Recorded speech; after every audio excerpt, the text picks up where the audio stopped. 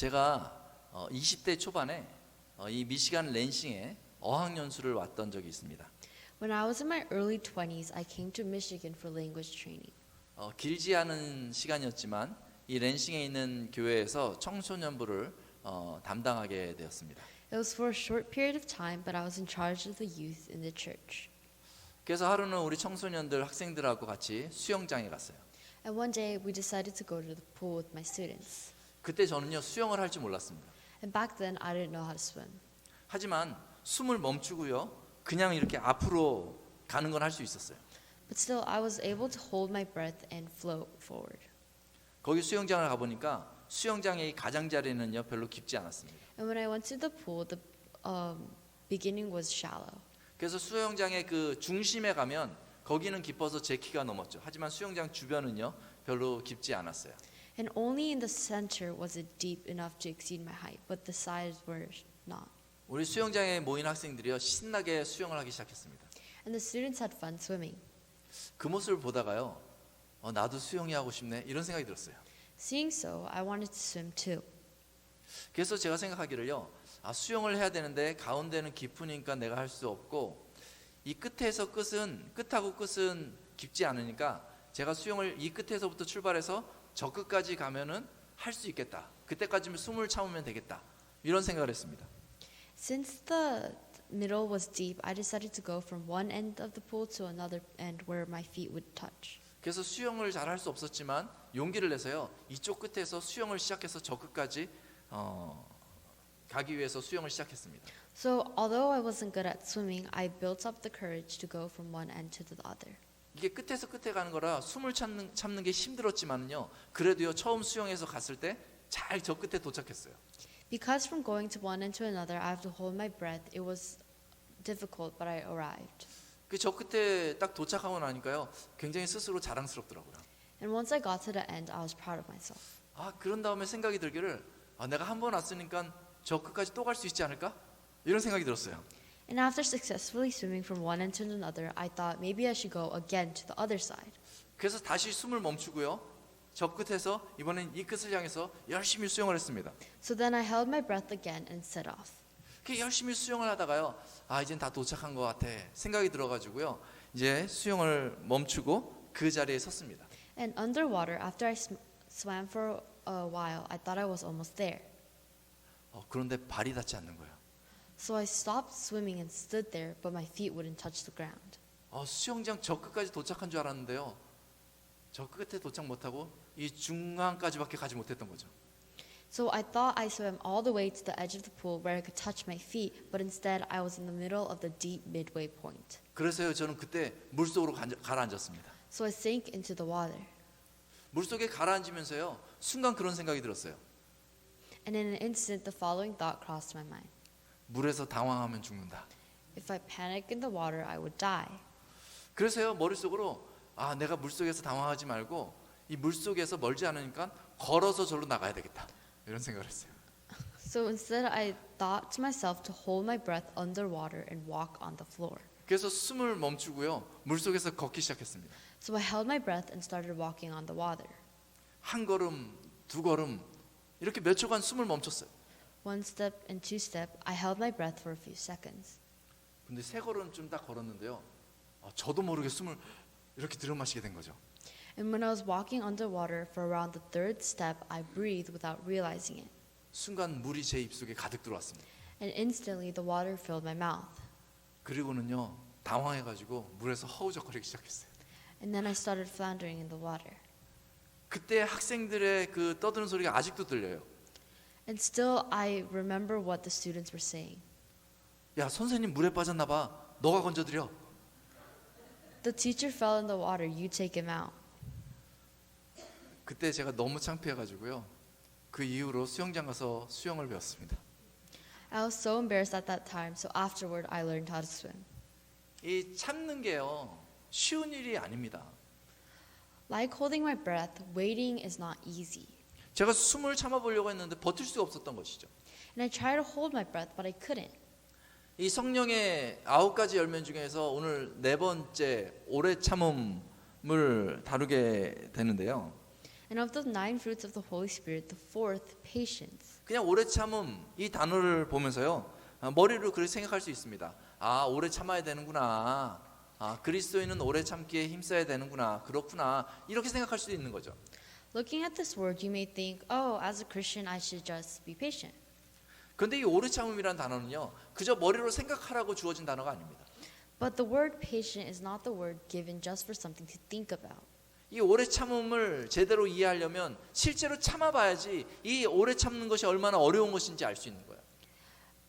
To actually understand the word patient, you have to go through a situation. 이 갈라디아서에서 이 오래 참음이라는 단어를 쓸 때는요, 항상 핍박과 관련해서 사용했다고 그래요.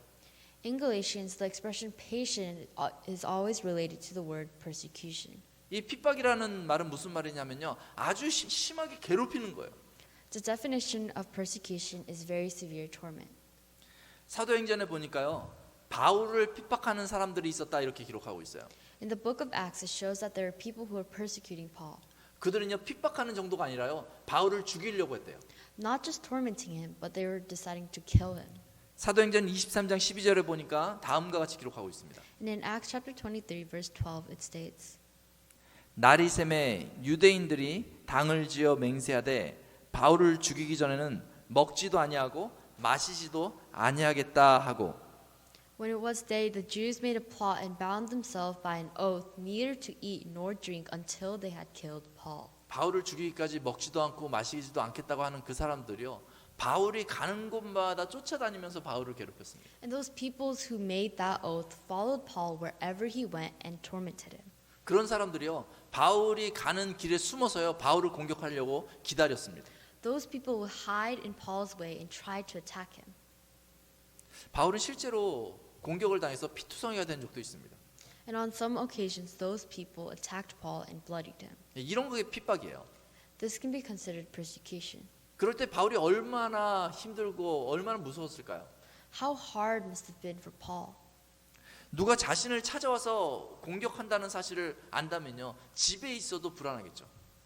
If he knew that people were out for him and trying to attack him, even at home he would have felt anxious. 마치 저희가 잠을 자려고 하는데 부스럭 소리만 나도 혹시 도둑 들어온 거 아니야 하면서 깜짝 놀라는 것처럼 말이죠. The feeling is like when we're asleep and we hear a rustling outside and think that there's a thief. 만약 누가 저기에 숨어가지고 내가 지나가는데 나를 공격하려고 하는 것을 알고 있다면 그것이 얼마나 무서운 일이겠어요. If he knew that someone was hiding wherever he went trying to attack him, how scared must he have been? 마치 길거리에 돌아다니는 개가 갑자기 돌변해서 나를 향해서 공격해 올 때 느끼는 그런 두려움처럼 말이죠. He felt fear just like how we feel when dogs roam the street and try to attack us. 이 오래 참음이라는 것은 말이죠, 그러한 핍박을 견디라는 거예요. 그냥 당하라는 것이죠. Patience is related to persecution because it shows that you have to be patient in order to endure this persecution. 그러니까 이 오래 참음이라는 것은요, 정말 힘든 거예요. 그냥 머리로만 알아서 아, 오래 참는 거구나, 이게 아니고요, 그런 핍박, 외부의 핍박을 견뎌야 하는 거기 때문에 정말 힘든 것이죠. So patience is really hard because it's not something you can just think about, but something you have to suffer through. 이렇게 오래 참음이라는 것이 힘든 일인데 왜 성령의 9가지 열매에 이 오래 참음을 포함시켰을까요? If patience is such hard work, then why is it included among the fruit of the Holy Spirit? 왜냐하면 이 오래 참음은 그리스도인들이 살아가는 데 있어서 꼭 필요한 덕목이기 때문에 그러한 것입니다. Because it is necessary virtue to live as a Christian. 그리스도인이 된 이후에요, 누릴 수 있는 특권들이 있습니다. After becoming a Christian, there are privileges that you can enjoy. 교회에 와서 이렇게 예배를 드리고 하나님을 찬양하는 것, 이게 누릴 수 있는 특권 중에 하나죠.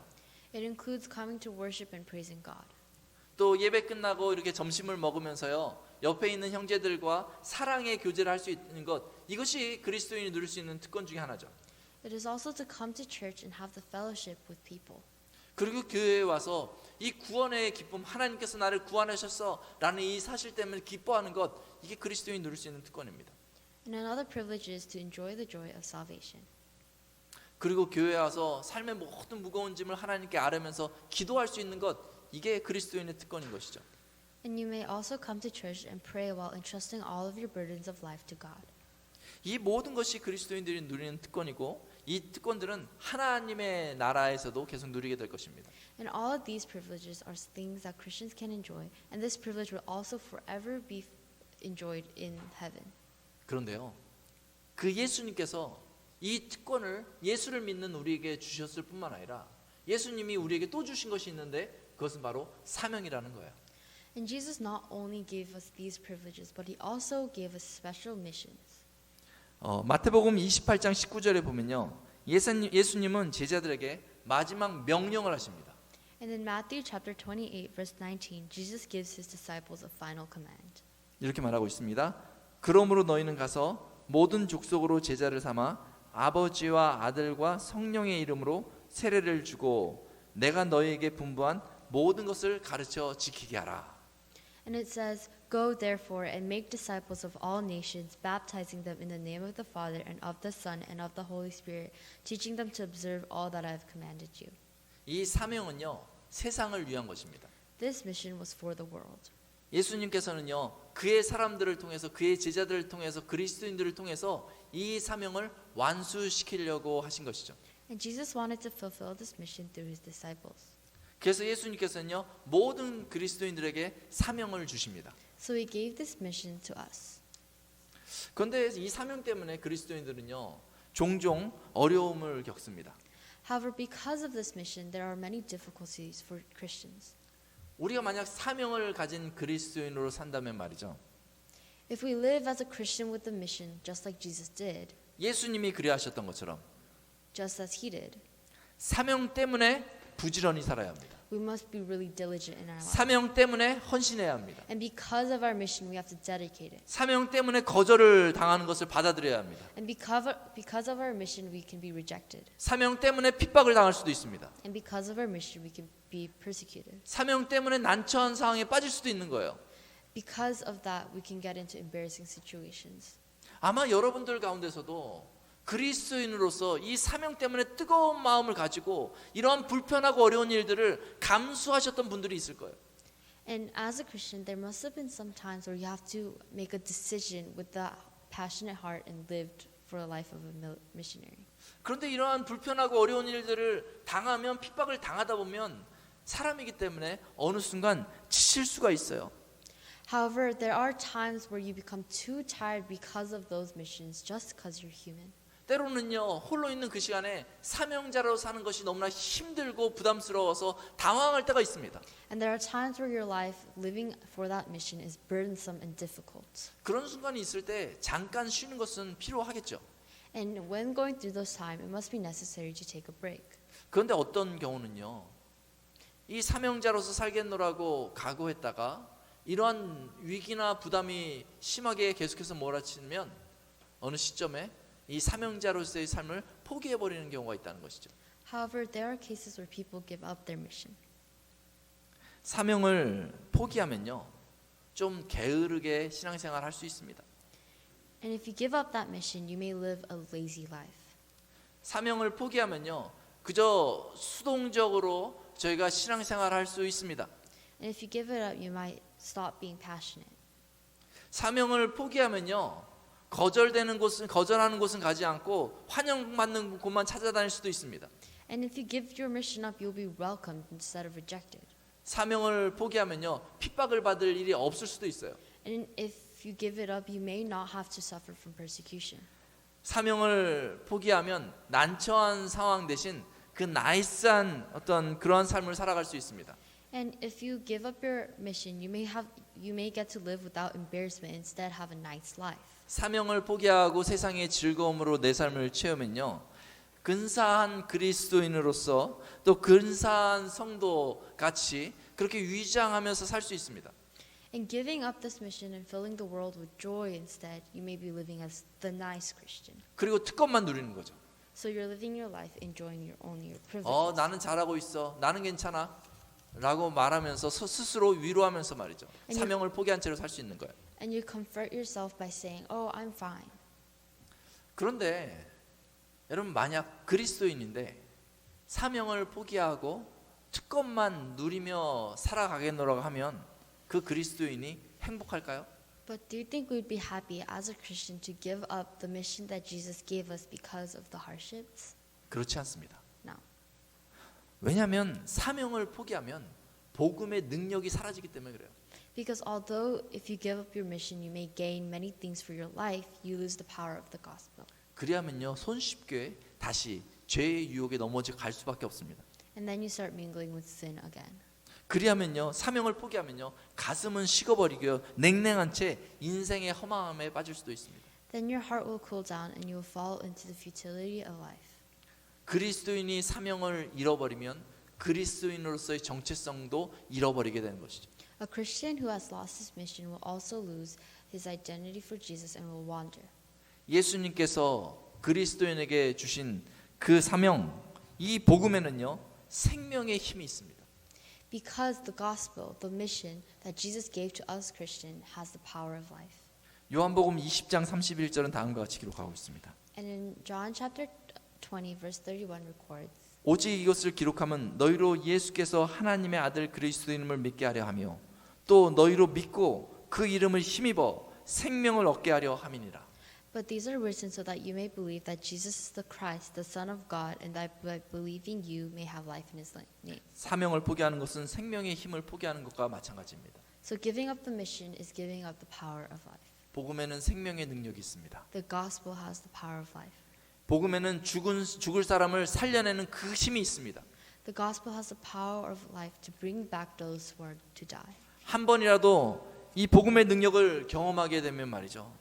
이 사명자의 가슴이요 뜨겁게 불타오르게 되는 것이죠. And if you experience the power of the gospel even once, then the heart of the person will be on fire.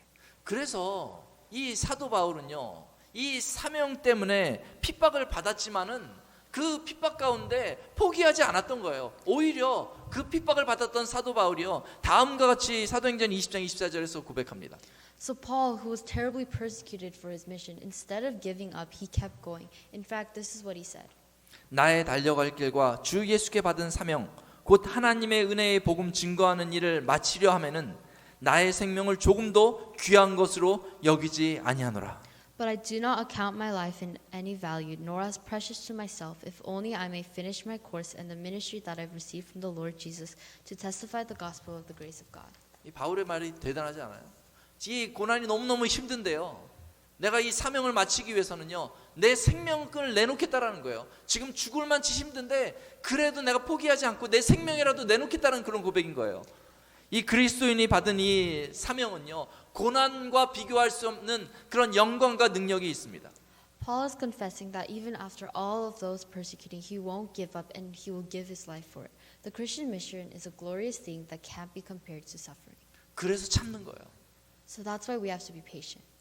그리고 더 이상 참을 수 없는 그 순간 한계에 부딪혔을 때 성령께서 분명히 도와주십니다. And when you go to your mission and at that moment when you can no longer endure it, the Holy Spirit will help. 그래서 성령의 열매라고 말하는 것이죠. So you must be patient. That's why it's called one of the fruit of the Holy Spirit. 그때까지 참으며 사명을 포기하지 말아야 합니다. So until then, be patient and don't give up on your mission. 사랑하는 성도 여러분, Dear saints, 복음을 위해 헌신하는 일을 계속해서 해나가는 것은 쉽진 않습니다. it's not easy to stay committed to the gospel. 힘이 듭니다. It's hard. 자꾸 뒤로 물러나고 싶을 때가 있습니다. And sometimes you may step back, 그러나 포기하지 마십시오. but still don't give up. 혹시 너무 이전에 지친 적이 있어가지고 나는 그냥 뒤로 물러나서 살겠다라고 하신 분이 있다면요, 다시 힘을 내시고요, 견디고 나아가서 사명을 완수하시기 바랍니다. If there's anyone who decided to drop it off and live a different life, then make sure to go and endure and fulfill your mission. 그렇게 사명을 향해서 나아갈 때 성삼위 하나님께서 분명히 그 사람을 통해서 사명의 결실을 맺어 주시고 사명의 능력을 주시고 하나님의 영광을 맛보게 해 주실 것입니다. And at that time, God the Holy Spirit will surely give you the fruit of His mission and let us taste the glory of God. 우리 같이 기도하겠습니다. Let's pray.